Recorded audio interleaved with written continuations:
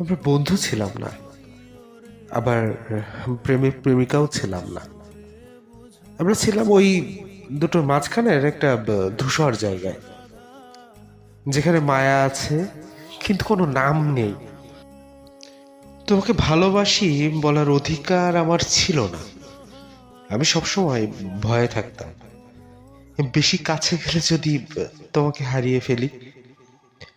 তাই আমি কুল থাকার একটা অভিনয় করে গেছি। কিন্তু দেখো, তুমি অন্য কারোর সাথে হাসলে আমার বুকটা জ্বলে যেত, কিন্তু আমি আমার রাগ দেখাতে পারতাম না, কারণ টেকনিক্যালি তো তুমি আমার নও। কত রাত জেগে টাইপ করেছি আমরা আসলে কি, কিন্তু ইন্টার বাটনটা না চাপা হয়নি।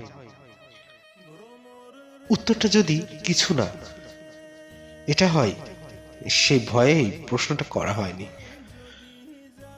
সবচেয়ে কঠিন হলো এমন একটা বিচ্ছেদের শোক পালন করা যে সম্পর্কের কোনো অস্তিত্বই ছিল না। লোকে বলে, তোদের তো প্রেমই ছিল না, তাহলে কাঁদছিস কেন? তুমি আমার জীবনের সেই অধ্যায় যার কোনো শিরোনাম নেই।